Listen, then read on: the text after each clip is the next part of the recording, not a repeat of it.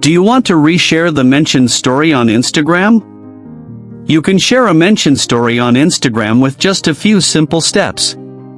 Before we begin, please like this video and subscribe to our channel. I've also included some helpful tools and apps in the description, so be sure to check them out. To reshare a mentioned story on Instagram, first, open the Instagram app on your mobile device. Once you're on Instagram, tap the direct messages icon at the bottom or top right of the screen. Now you are on the messages screen. Here you will see a notification saying that someone mentioned you in their story. Tap on the message that says, "Mentioned you in their story."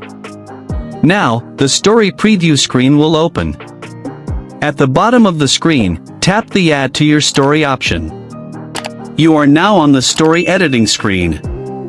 Here, you can add text, stickers, emojis, music, or drawings if needed.